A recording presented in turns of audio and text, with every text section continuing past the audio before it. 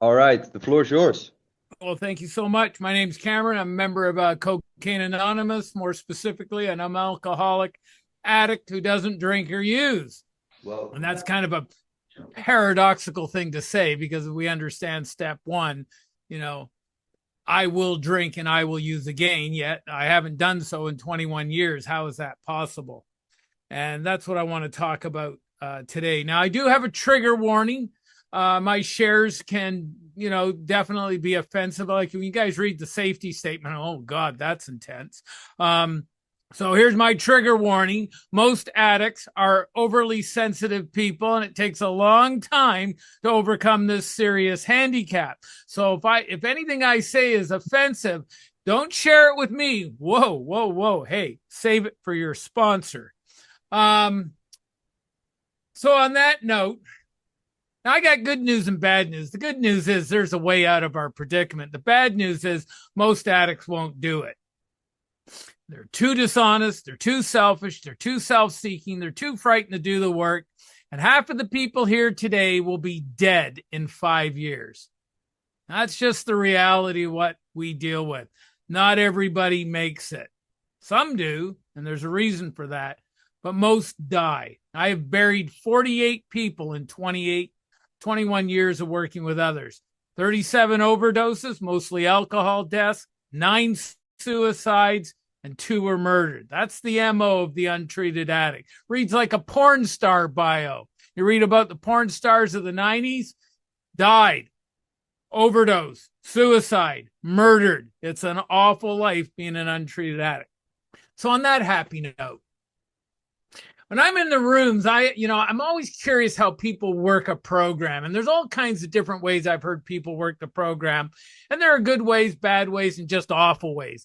Now, I'll ask somebody, hey, are you working a program? And the most common thing I get is, oh, yeah, I got a home group. I go to meetings every day, sometimes 3 meetings a day. And, meeting makers make it 90 and 90.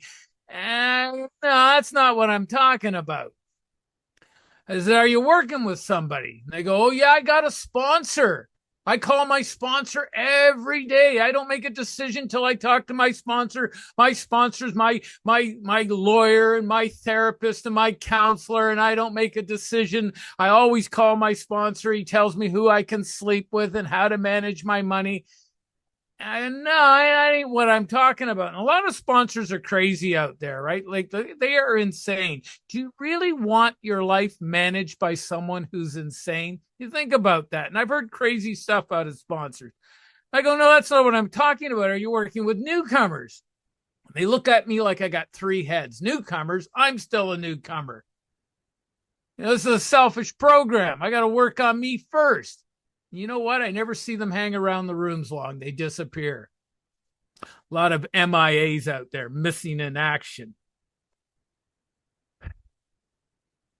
People come up to me and they say, Cameron, how much time you got? And I go, why is that important? It tells me how long you've been sober. Sobriety time doesn't tell me much. And if you're counting time, you're doing time. That's not a good way to work a program. Now, time is important to the newcomer because the newcomer can't put a couple days together. But if you've been in the program a while and you're still counting time and putting your time out there, I suspect you're doing time.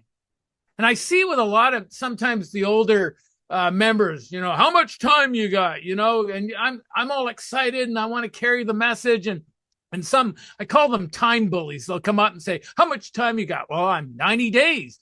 Well, you got nothing to share. You're not even on step 1. Sit in that chair and shut up. I've got 35 years. And these pricks, they try and rob the miracle from the enlightened newcomer to carry them out. I just want to throttle some of these old farts. Sobriety time doesn't tell me a lot other than you've been dry for 35 years or whatever. The question I always ask is, are you working with newcomers? Now, when someone says to me, yeah, I'm working with newcomers, that tells me everything about their program. Because you got to be working a program to sustain the strenuous effort it takes to be working with newcomers. It's not easy. In 21 years, I've been lied to, I've been robbed, I've been verbally abused, physically threatened, sexually harassed, my property's been damaged, my wife and children terrorized. These are intense people we work with.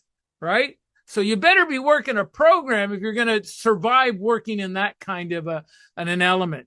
Now, the whole point of our program, and this is one of the best kept secrets in the program, is for us to sponsor others. The whole point is to become sponsors. All the power, all the efficacy of our program is availed to us when we're sponsors. It's not a selfish program. Whenever I worked on me first, I could never stay sober. But when I cared about you and wanted to help you get well, God always took care of my sobriety. But my focus was on the newcomer, to give of myself unconditionally to help you get well. And in doing so, I stayed well. You know, in our big book, in the first 88 pages, before we get into chapter Working with Others on page 89, this is the English version. I don't know about the German version or other translation, but in the English version, the first 88 pages takes you up to Working with Others. It mentions 124 times work with another alcoholic, work with another addict. And they don't mean your sponsor. They mean work with the person who's stuck in that inescapable hole and show them how to climb out, show them how to get well. Bill and Bob understood the power of one addict working with another. I watch your back, you watch my back. We do the journey arm in arm. I'm seeking the power just like you are right now. Every day I go seek the power. And when I work with a prospect, I do it like brother and brother or brother and sister. And we go look for this power together, because when they light up, I light up with them. And that's an experience you don't want to miss. You know, one of the things I did when I started working my program, there's a line in the big book that says, go out and see what other religious people are doing. So I thought, well, I'll go get a degree in religions. And I enrolled in the University of Toronto, 10th ranked Ivy League university in the world, and graduated doing medical anthropology and religion. Medical anthropology being the study of humans and their healing systems, and religions. I studied mainly historical Christianity, which allowed me to dovetail into Islamic as well as Judaic studies, and I also studied Hinduism. And I was doing research on a paper regarding Alcoholics Anonymous, and I came across this drug study they did in Baltimore, Maryland in the year 2000. And they had 500 injection drug users. Now, these were heroin and cocaine injection drug users, and they followed their movement into the rooms of AA and NA. And they had three groups: with a sponsor, without a sponsor, and those that sponsored others.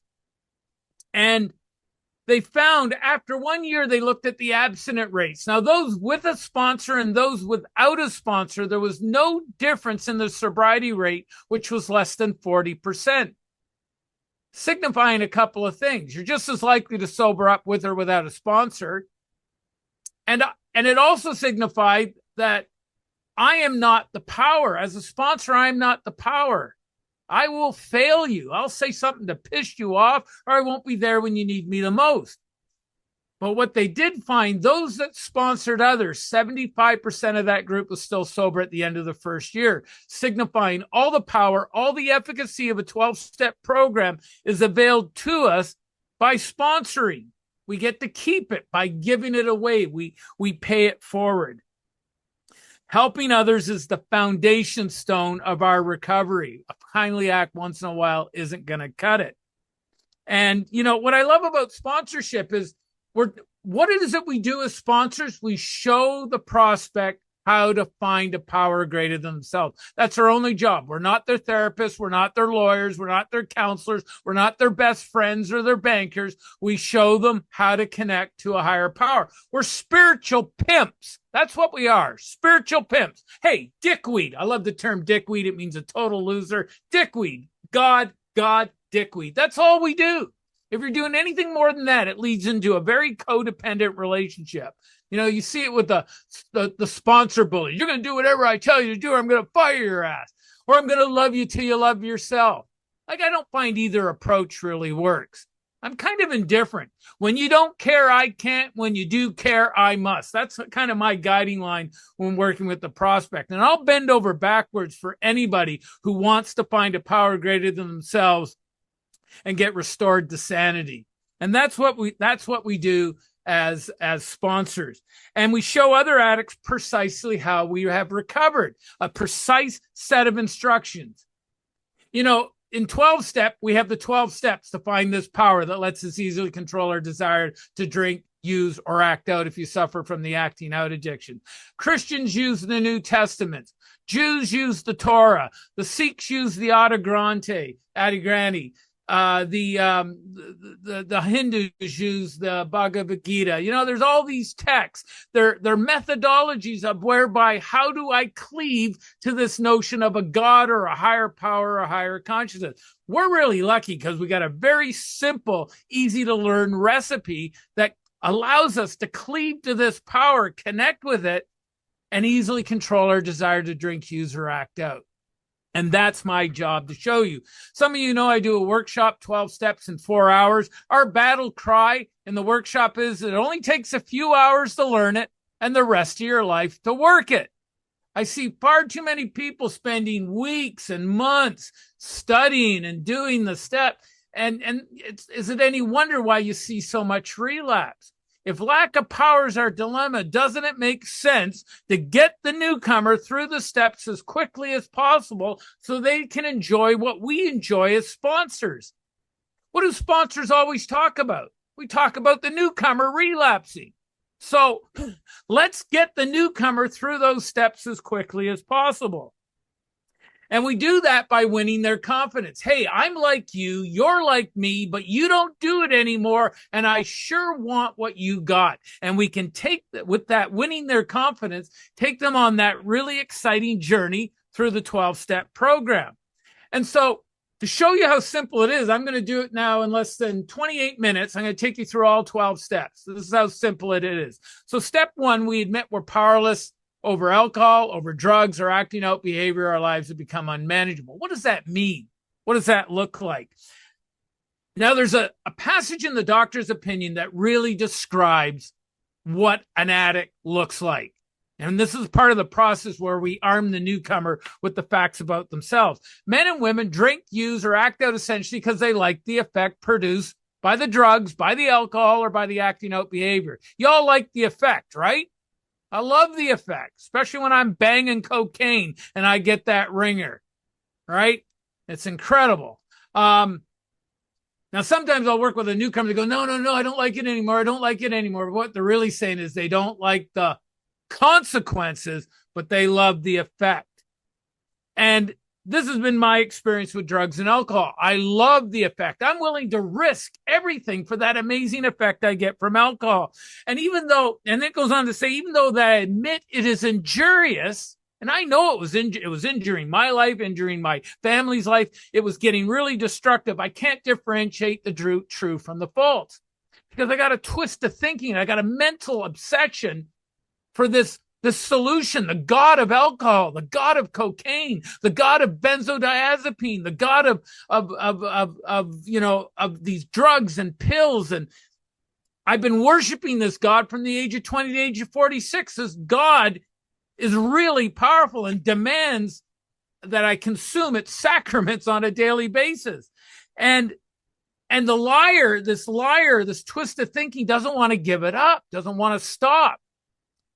And so it constantly comes up with reasons and excuses and ideas. Even though my life is plunging into the gates of insanity or death, it's going to come up with a reason that this time when I do it, somehow, some way, I'm going to control and enjoy it.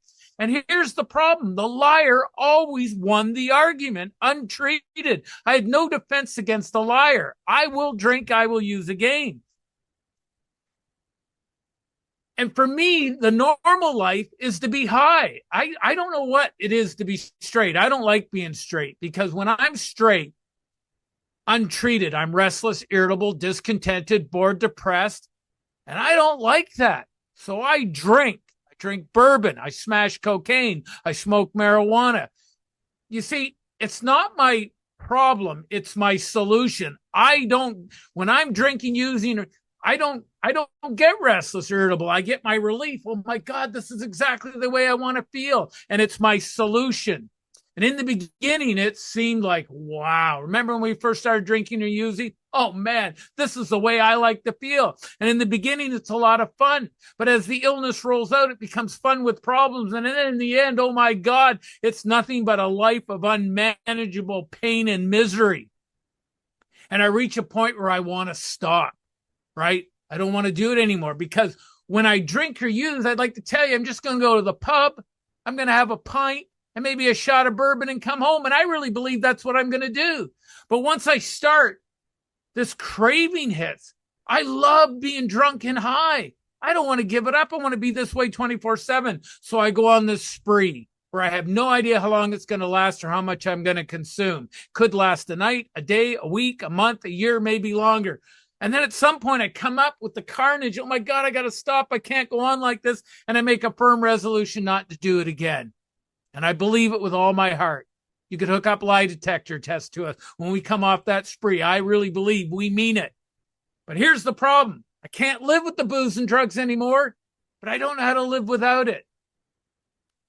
So I'm told, come to the rooms. So I go into the rooms.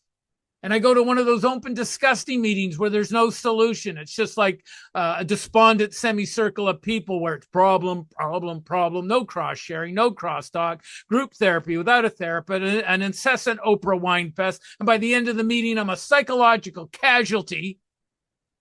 I'm ready to put a bullet in my head, or worse yet, a bullet in your head. And now I need a meeting to fix the meeting I was supposed to get the hope, faith, and courage at. You ever been to one of those meetings? They're awful meetings. And I sit there and I got no solution, and I enter into what's called sobriety. And I start getting restless and irritable and discontented and bored. And the liar activates, says, hey, we need our solution back. And because the liar always wins the argument, I come to the desire, and out I go again. And I repeat the behavior: spree, remorse, resolution, spree, remorse, resolution, pursuing my love of my alcohol and drugs to the gates of insanity or death. Raise your hand if you know someone who's died from addiction. Like, if you got it, it's a death sentence. We are walking dead men. We are walking dead people. That's what it means to be an addict. I will drink and use again. Now, there's another thing I see in the rooms where people are in sobriety. They don't normally go out. They just go insane, and they're miserable. Suicide rates in 12 steps today is 80 times higher than normal society. 80 times, right? That's out of the Oxford Handbook to Psychiatry. An untreated addict in the first 5 years of sobriety is 80 times more likely to commit suicide without a solution, because they go nuts. I've had 9 people commit suicide in sobriety. Seven hung themselves, one asphyxiated themselves with a bag over their head, and the other jumped off a bridge into traffic. Suicides 80 times higher, and it's a real problem. And this is the horror of step 1. This is the real horror of step 1. I will drink, I will use again, and to do so is to die. Yet we come into the rooms and we meet people who don't do it anymore. I'm like you, you're like me, you don't do it anymore. How is that possible? And it's because I met someone in the rooms, someone who was armed with the facts about themselves. They had that common solution, the Big Book of Alcoholics Anonymous. They were ex-problems addicts, and they had a generosity of spirit, and they showed me a way out. And I've done more in the last 21 years of my life, from the age of 46, I'm 67 now, than I did in the first 46 years of my life. I rebuilt my marriage. My wife and I are celebrating years of marriage this year. I have the love and trust and the respect and a relationship with my children who are 38 and 40. I just became a grandfather again with a granddaughter born in November, Vera Lynn. Oh my God, I tell you, and I wasn't expecting any more grandchildren. It's a gift. The sobriety of CA is a gift. I had liver disease when I came in the program. My liver returned to normal after 6 years. As I said, here are 3 really good predictors of recovery. Work with others. Go back to school, make yourself more important, improve yourself for your careers and your communities. And the third thing I see people do that really tell me they're working a good program, they fix their teeth. Because who's got money for teeth when we're addicts, right? So if you're working with others, going back to school and fixing your teeth, that's a really good program. I put a lot of money into my mouth in 21 years. I've done every position in CA with the exception of being a trustee. I've traveled all over the world speaking in rooms like this. I've been to Sweden and Spain, all across England, Canada, United States. Man, it is a stellar life. interacting with this amazing fellowship called Cocaine Anonymous. Man, I have conversations with Cocaine Anonymous I cannot have with the muggles. You know, the muggles being the non-addicts. I like muggles. You know, that's a Harry Potter term for non-wizard. If I forget I'm amongst the muggles and have the conversations I have with addicts, all of a sudden there's awkward silence in the room. People are walking away from me. What, was it something I said? You think? You know, I love the conversations we have in CA. We've been there. We've done it. Man, it's an exciting place to dwell. And I really do love the rooms of Cocaine Anonymous, as crazy as they can be. But as we wake up, you know, we become very cognizant of what's going on in these environments. Now, one of the things, you know, my sponsor told me the whole point was to be a sponsor. And he got me on the way, but he said, in order to recover, I have to have 3 essentials in place. I got to be honest. If we're going to defeat the liar, we got to be honest. You got to be willing, got to show up and do the work. Faith without works is dead. No half measures. And you got to be open-minded, but not so open-minded that your brains fall out. Some sponsors expect their newcomers' brains to fall out. That's not a good position to take. I like you to think critically. I want you to think critically. Now, I'm not going to get into a frothy debate or an argument with you. I had a good friend of mine when he was working people through the book. Inevitably, the prospect would start arguing with them at some point in the book on the instruction. And so he would just rip the page out of the book and says, well, let's try it your way. Obviously, we don't need that page. That was a brilliant strategy. So I got to be honest, willing, and open-minded, you know, and with those essentials, I got a good shot at getting this program. And so that brings us to that step 2 proposition. Step 1, I know I'm going to die. Step 1 is the death step. I will die on step 1. But step 2 says, I come to believe in a power greater than myself that's going to restore me to sanity. Come to believe. That infers we're going to have a process. We're going to wake up. We're going to get consciously awakened. Most addicts, when they walk into the rooms, they're barely toilet-trained apes. They eat, they defecate, they fornicate. That's about all they're good for, right? Basic reptilian brain living. Now, that's okay if you want to be an animal and perpetuate the species, but there's so much more we can do when we transcend that reptilian fight, flight, medulla oblongata part of our brain, employ these prefrontal lobes, and have a transcendent experience with the underlying equation that underpins the entire fabric of reality we call God. It's a pretty exciting experience touching the face of God. And it's so we're going to raise consciousness in this process to a power that's far greater than me, far greater than the booze, far greater than the drugs, and it's going to restore me to sanity. The sanity being when I'm around booze and drugs, I have no desire. I can easily control my desire to do it. I got booze in the house right now. I know there's wine in the fridge, there's rum in the pantry. It'd be turpentine for all I care. I have no desire to do it. The thought of doing it, the thought of polluting the temple seems I recoil like a hot flame from it. Now, the great thing about step 2 is, well, where is this power? Where do I find this power? And that's what our book is about, a process whereby I can cleave to this power. Well, where do I find it? We find it deep down within ourselves. That's a paradox.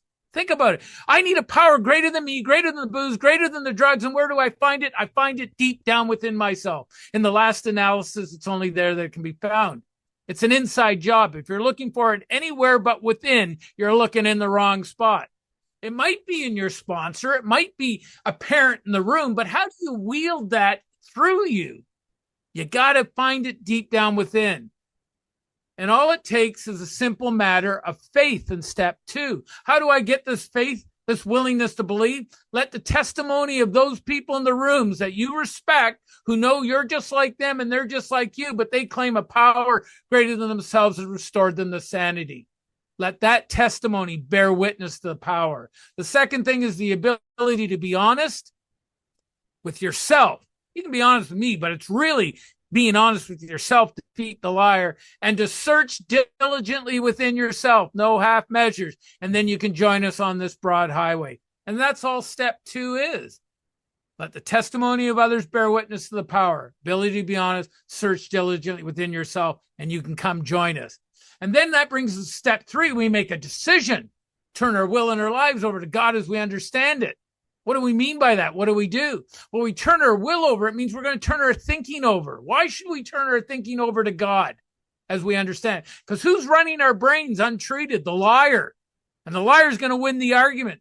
So I got to fire the liar and I'm going to hire God. This is the nuts of step 3. I hire the liar, or I hire God and I fire the liar. And we're going to turn our actions over. That means my behaviors are going to be turned over to God. Step 3 is when we decide to be members of a 12-step program. Step 3 is that red pill moment in the matrix. You want to take the blue pill, go back to sleep, believe whatever you want to believe? Or you want to take the red pill, show you how deep the rabbit hole goes, show you what God is really all about? Most people prefer the blue pill, bliss in ignorance. The red pill takes a warrior heart, but it's an amazing life waking up to the great reality deep down within ourselves. And what happens is we deconstruct who we are, and then we reconstruct ourselves under a new set of principles, because a 12-step program is a spiritual, moral approach to the efficacy of addiction. It's not psychological, it's not secular, it's not human. Those things don't have the power. It's a spiritual, moral approach to power. And this is the decision I make. I'm going to go God's way, not Cameron's way, but God's way. And I love what it says. I got a new job description. God's the principal. I'm the agent. You know, when I walk in the rooms, I say, hi, my name's Cameron, agent of God. How can I be helpful? That's our new job description. That's a pretty cool description. Agent of God. Yeah, I can do that. And this is where I make the decision to go God's way. Now, a lot of people think doing a 12-step program is about quitting drugs or quitting drinking. I can't quit. This is another paradox. I will drink and I will use again.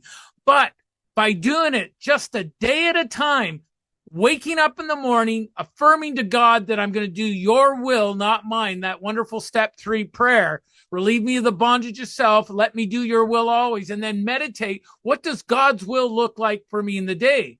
So instead of being dishonest and resentful and selfish and fearful, I'm going to be honest, pure, unselfish, and loving.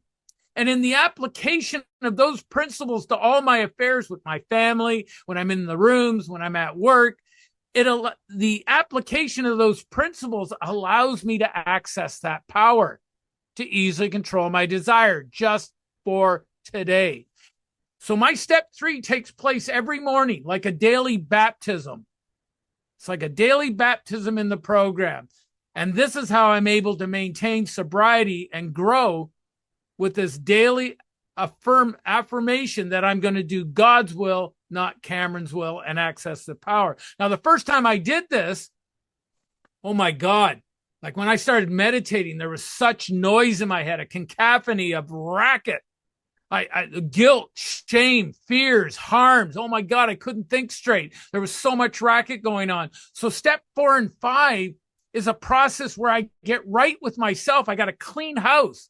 So I got to look at what's blocking me from having an intimate 2-way relationship with the one who's got all the power. And so I do an inventory on my resentments and my fears and my harms, and I tease out those character defects, those shortcomings, that bondage of Cameron. And I realize I'm blocked by certain defects. Now, my blocks, just to give you an idea, and I'll show you how simple the defects are, is that, this is who I am as an untreated addict. I'm arrogant, bigoted, misogynistic, rude, suspicious, selfish, self-seeking. I love attention. I want approval, validation. I'm dishonest. I lie. I exaggerate, intolerant, inconsiderate. I got lust, hatred, procrastination, impatient. I'm afraid of rejection. I have the fear of no control, fear of institutional authority, fear of not being worthy. I'm irresponsible. I blame others. I enable. I martyr. I bully. I'm vulgar. I'm immoral in my thinking. I vilify others, sarcastic, cynical. I take pleasure in another person's misfortune. I'm indiscreet. I'm prejudiced, and I have all unfair biases. That's who I am as an untreated addict. My friend said to me, that's your resume. That's who you are. Next time you have an eHarmony profile, you put that up because that's who they're getting. And I found that really objectionable, right? But what's great about understanding, getting right with ourselves, this is what blocks me from God. It reveals where the power is. We flip it on its head and turn it into a spiritual principle. So instead, what I focus on is humility, to know who I am, to know my strengths, know my weaknesses. I practice respect and courtesy and politeness. I trust. I have contentment and gratitude. I'm unselfish. I help others. All I do is help others. I validate others, respect others, approve of others, recognize others. I give it away. If ever I tried to take it, I never got it. But when I give it away, like, I never intended to be anyone but trying to be helpful to an addict that still suffers. Yet I'm known all over the world now. It's like God says, you take care of what I need you to take care of. You let me take care of what you need. And I got this reputation that precedes me around the planet. It's so bizarre. We get to keep it by giving it away. You want respect? You got to first give respect. You want love? You got to give it, right? Love was never put in our hearts to stay. Love isn't love till we give it away. And it goes on. I'm tolerant, accepting, tactful, generous, intimate, faithful, forgiving, loving, prompt, patient, faith, courage in God, faith in God, courage to be the man I am, to be responsible, accountable, purity and kindness, praise, levity, wisdom, empathy, compassion, discretion, devotion to humanity, fairness, and justice. And that's my job description now. And here's another paradox. God hires people with the worst resumes to do his work. Like, that's really amazing, right? Talk about a workforce that he hires. So, now, if all we needed to know was our column 4, our character defects, and column 5, what we should do to do God's will, we'd only have 5 steps. But you see, I can't do it on my own. Behavioral modification doesn't work for me. Dialectical behavioral therapy, cognitive behavioral therapy, good stuff, but it doesn't have the power to keep me sober. The liar's too strong. So I need a spiritual intervention, and 6 and 7 is where I seek God's intervention. Step 6, I look at the futility, the fatality, and the destructiveness of my character defects. Nothing good is coming out of that column 4. I destroy every relationship I encounter. Column 5, God's will. This is where I need to be. So in step, I see how futile the defects are and destructive. And in step 7, I ask God to intervene. Take away these character defects and give me the strength to be this kind of a man, to do your job, to fulfill your job description. And I get right with the power. And then in 8 and 9, now I know what destroys relationships, what repairs relationship. I get right with others, and I take those principles and I apply them to all those destroyed relationships. And I start making reparations. And before I am halfway through, I am rocketed into the 4th dimension of existence, into the spirit world. And then the disciplines of 10 and 11 is how I implement my program on a day-by-day basis, a design for living that works without alcohol and drugs, that allows me to grow in effectiveness and understanding with the one who has all the power. I don't want to go to God with just a thimble, to get a thimble of God. I got a convoy of pumper trucks. I want as much God as I can possibly get. And God's the best dealer in the world. Like, he is the best dealer. He deals in God dope, the spiritual dope. It's a ringer every time I connect to it. And the great news is I can have as much of it as I like, as long as I do God's will, to be of maximum service to God and my fellow human beings.